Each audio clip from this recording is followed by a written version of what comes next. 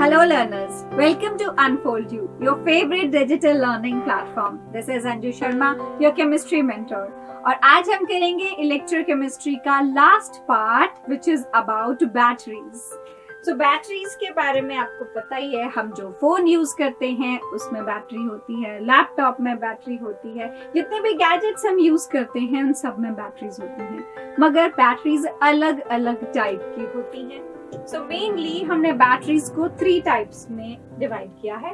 One is primary cell. Cell एक single हो गया. अगर आप सेल को बहुत सारे सेल्स को कंबाइन कर देते हो, that is called battery. So एक है secondary cells and third one are fuel cells. Right. So सबसे पहले प्राइमरी सेल्स के बारे में पढ़ते हैं. प्राइमरी सेल वो सेल्स हैं जिनमें एक बार रिएक्शन हो गया तो वो खत्म हो जाते हैं. जैसे आपके वॉल क्लॉक का सेल है, आप यूज करते हो, खत्म हो जाता है, आप उसको फेंक देते हो. वो सिंगल यूज के लिए होते हैं. So primary cell are those in which the redox reactions occur only once and the cell becomes dead after some time and cannot be used again. दोबारा आप उनको यूज नहीं कर सकते. जैसे कि ड्राई सेल जो हम पेंसिल सेल यूज करते हैं, या मर्करी सेल जो छोटे छोटे सेल्स वॉचेस में प्रेजेंट होते हैं, they are called mercury cell. तो ड्राई सेल सबसे पहले देखते हैं कैसा दिखता है.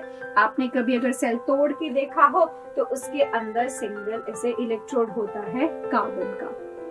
अगर नहीं देखा है तो तोड़ के जरूर देखिएगा, मगर यूज्ड सेल को. राइट. अब इसमें एक पॉजिटिव टर्मिनल है जो आपको सेल पे दिखेगा भी. अगर आप उसको देखते हो, बाहर एक कवरिंग होती है और ऊपर आपको छोटा सा ये कैप सी मिलेगी जिंक की, जिसमें ये पॉजिटिव टर्मिनल है और नीचे नेगेटिव टर्मिनल इसका प्रेजेंट होता है. सेंटर में कार्बन की रॉड है और बीच में फिल्ड होते हैं इलेक्ट्रोलाइट्स. सो इनमें एनोड पे हमेशा ऑक्सीडेशन होगी, कैथोड पे रिडक्शन होगी. इसकी वोल्टेज आपको पूछी जा सकती है. और ये ड्राई सेल जो है सिंगल यूज के लिए होता है. Then is mercury cell.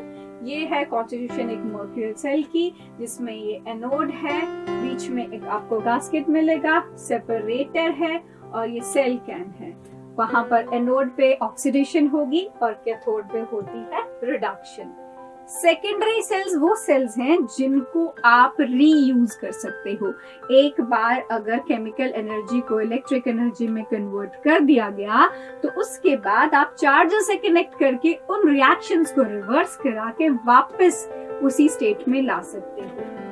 So, secondary cells are those which can be recharged by passing an electric current through them and hence can be used over and over again. जो हमारी cell की batteries है, हम उनको recharge करते रहते हैं. अब पहले तो क्या था कि बैटरीज थोड़ी सी ब्रॉड होती थी और थोड़ा ही टाइम उसको रिचार्ज कर सकते थे, उसके बाद उसमें खत्म हो जाता था केमिकल्स के रिवर्स होना, या फिर वो स्लो होने लग जाती थी, या उसकी एफिशिएंसी इतनी नहीं रहती थी. अभी धीरे धीरे थोड़ी बैटरीज और इम्प्रूव हो रही हैं और उनको हम ज्यादा नंबर ऑफ टाइम्स रिचार्ज कर पाते हैं. थोड़ी स्लिम भी हो रही हैं. लिथियम आयन बैटरीज होती हैं जनरली जो हमारे फोन में होती हैं. हो सकता है और भी थोड़ी सी इसमें डेवलपमेंट हो और हमें multiple hundreds and thousands of number of times हम उसको रिचार्ज कर सकें. तो सेकेंडरी बैटरी में लेड स्टोरेज बैटरी हम पढ़ते हैं, जैसे कि हम गाड़ियों में यूज करते हैं, या निकल कैडमियम स्टोरेज सेल्स हैं जो रिचार्जेबल सेल्स हम टॉयज के लिए भी यूज करते हैं. सो सबसे पहले डिस्चार्जिंग एंड रिचार्जिंग करते हैं लेड स्टोरेज बैटरी की. डिस्चार्जिंग होगा तब जब हम उस बैटरी को यूज कर रहे हैं. उस वक्त जो रिएक्शन होंगे उनको हम डिस्चार्जिंग, क्योंकि हम उसका चार्ज खत्म कर रहे हैं. और रिचार्जिंग होगा तब जब वापस वो रिएक्शंस हम एस्टेब्लिश करना चाहते हैं, अगेन केमिकल कंपाउंड्स बनेंगे, फिर हम उनको दोबारा यूज कर सकते हैं. सो इसमें रिचार्जिंग और डिस्चार्जिंग होगी. रिचार्ज करने के लिए आपको इलेक्ट्रिसिटी देना पड़ेगा. ये है इन्वर्टर्स हम यूज करते हैं ताकि थोड़ी देर इलेक्ट्रिसिटी स्टोर करके रखें और फिर वापस हम उसको यूज कर सकें. And then is nickel cadmium cell जो कि आपके टॉयज में यूज होते हैं. फिर है फ्यूल सेल्स. फ्यूल सेल्स किसको बोलते हैं? फ्यूल सेल वो है जिसमें आप जैसे हाइड्रोजन ऑक्सीजन फ्यूल सेल सबसे कॉमनली यूज्ड फ्यूल सेल है, जिसमें एक तरफ से आप हाइड्रोजन डालते हो, एक तरफ से ऑक्सीजन डालते हो, और वो दोनों कंबाइन करते हैं इलेक्ट्रोलाइट में टू गिव यू वाटर। ये जो सेल है इसको यूज किया गया था अपोलो स्पेस प्रोग्राम में। साइंटिस्ट ने ड्रिंकिंग पर्पसेस के लिए जो वाटर यूज किया था, that was the product of this fuel cell. So these are the cells in which the energy produced from the combustion of fuels, जैसे कि hydrogen हो गया, कार्बन मोनोऑक्साइड हो गया, मीथेन हो गया। और सबसे अच्छी बात ये है इन सेल्स की कि ये पॉल्यूशन कॉज नहीं करते। इनके जो बाय प्रोडक्ट्स हैं that is water here, so water जो है वो पॉल्यूशन कॉज नहीं करता है। ये एक हाइड्रोजन ऑक्सीजन फ्यूल सेल की कंस्ट्रक्शन इसमें दिखाई है, जिसमें you are getting water as the product. Lead storage battery की अगर बात करें तो ये सेकेंडरी बैटरी है, और इसमें जो इलेक्ट्रोड्स हैं that is lead storage battery में, that consists of lead grids. आपके पास जो एनोड है, the openings of anode grid that is filled with spongy porous lead. Anode consist of spongy porous lead and cathode is made up of lead dioxide, PbO2 से बना है cathode. And dilute sulphuric acid हम use कर सकते हैं as electrolyte, जो कि use होता रहता है, इसीलिए हमें इसकी रिप्लेसमेंट भी करनी पड़ती है। So there is lead storage battery के रिएक्शंस हम कर लेते हैं। एनोड पे क्या होगा, जो लेड है that will combine with sulphate ion to form lead sulphate. So oxidation हो रही है, Pb is getting converted to Pb2 positive ion. Cathode पे जो लेड ऑक्साइड है that combines with sulfate ions and H positive ions and accepts electron because reduction होनी है वहां पे, तो you'll get PbSO4 plus water. So overall reaction जो इसमें हमें मिलता है that is Pb plus PbO2 plus 2H2SO4 gives you lead sulfate plus water. अब ये रिएक्शन तब होगा जब हम बैटरी को यूज कर रहे हैं, मतलब जब बैटरी हो रही है डिस्चार्ज। जब आप रिचार्ज करोगे तो जो एनोड है वो कैथोड बन जाएगा, जो कैथोड है वो एनोड बन जाएगा, जो रिएक्टेंट्स हैं वो प्रोडक्ट्स बन जाएंगी, और जो प्रोडक्ट्स हैं वो रिएक्टेंट्स बन जाएंगे। मतलब रिवर्स हो जाएगा सारा रिएक्शन। ये आपका ऐसा दिखता है लेड स्टोरेज बैटरी, PbO2 है आपके पास and lead है यहाँ पर, और aqueous sulfuric acid is acting as electrolyte.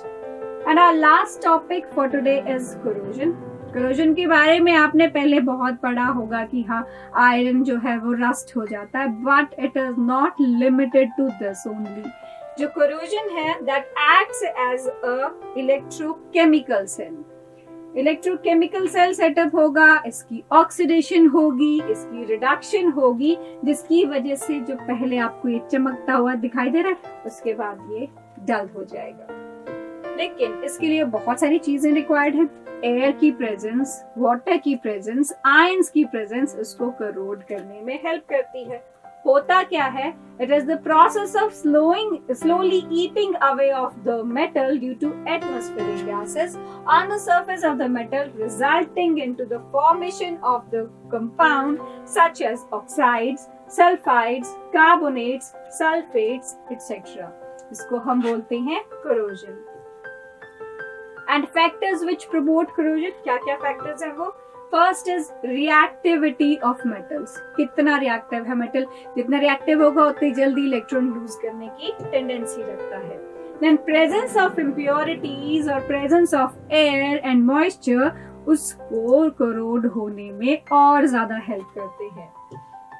Then strains, अगर मेटल में प्रेजेंट है तो वो एक्सपोज हो जाता है एटमॉस्फेयर के लिए, और वहां पर जो करोजन की प्रोसेस है वो फास्ट हो जाती है।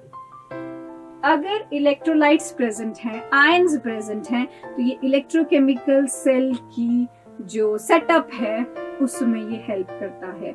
होता क्या है कि जैसे जो आयरन है उसके सरफेस पे जो आयरन है वो एयर के साथ कांटेक्ट में या वाटर के साथ कांटेक्ट में आएगा तो it will get oxidised to ferrous ions, right.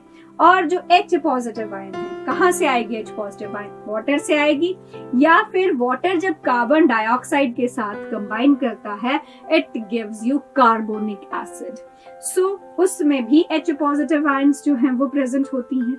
तो इन H पॉजिटिव आयंस ने क्या करना है, जो Fe2 पॉजिटिव बनेगा, आयरन जब इलेक्ट्रॉन लूज करेगा, ये उन इलेक्ट्रॉन्स को एक्सेप्ट करके रिड्यूस हो जाएगी। सो प्रिवेंशन अगर आप चाहते हो तो आपको बैरियर प्रोटेक्शन या सैक्रिफिशियल प्रोटेक्शन चाहिए। बैरियर प्रोटेक्शन क्या, कि आपने डायरेक्टली आयरन को एक्सपोज नहीं होने देना है, उसके साथ एक बैरियर लगा दीजिए, एक ज्यादा रिएक्टिव एलिमेंट की कोटिंग कर दीजिए ताकि आयरन ऑक्सीडाइज ना हो, वो एलिमेंट ऑक्सीडाइज हो जाए। सिमिलरली सैक्रिफिशियल प्रोटेक्शन है, जिसमें आप ज्यादा रिएक्टिव एलिमेंट को कोट कर दोगे तो वो खुद को सैक्रिफाइस कर देगा कि हाँ मैं ऑक्सीडाइज हो जाता हूँ मगर मैं आयरन को कुछ नहीं होने दूंगा, right. This is sacrificial protection. Electrical protection में आप क्या करते हो, इलेक्ट्रोकेमिकल प्लेटिंग कर देते हो किसी एलिमेंट की। Again you are depositing a layer of any element over the surface of the iron so that it does not get oxidized, it does not get corroded. And you can use anti-rust solution जैसे bisphenol या फिर alkaline phosphates होते हैं, उनको हम use कर सकते हैं। ये कैथोडिक प्रोटेक्शन है जिसमें हम मैग्नीशियम की प्लेटिंग करवा देते हैं आयरन पे, क्योंकि मैग्नीशियम ज्यादा रिएक्टिव है तो it sacrifices itself so that iron protect रहे। सिमिलरली अगर आप जिंक की कोटिंग कर देते हो, we call it galvanisation, right. So let's summarise this chapter now. हमने किया प्राइमरी सेल, जिसमें हमने किया कि जो पेंसिल सेल हम यूज करते हैं, वन टाइम यूज है, यूज करो, आप उसको थ्रो कर दो। उसमें हमने ड्राई सेल किया और मर्करी सेल किया। Then comes secondary cell. Secondary cell में हमने lead storage battery के बारे में पढ़ा, उसके discharging और recharging reactions आपको पूछे जा सकते हैं। And then come fuel cell. Fuel cell में हमने किया H2O2 fuel cell, जो कि बहुत efficient होता है, जो कि pollution free होता है और वो कोई भी harmful gases रिलीज नहीं करता है। अपोलो स्पेस प्रोग्राम में इसको यूज किया गया था ड्रिंकिंग पर्पसेस के लिए, वाटर ऑब्टेन करने के लिए। इसका काफी अच्छा फ्यूचर है, मगर बस ये थोड़ा बल्कि होता है तो इसीलिए कैरिंग में, एक जगह से दूसरी जगह ले जाने में, ट्रांसपोर्टेशन में थोड़ा सा प्रॉब्लम आती है, मगर इसका फ्यूचर बहुत ब्राइट है। So that was all for today. We will meet in the next video with new chapter. Till then keep learning, keep revising. Thank you.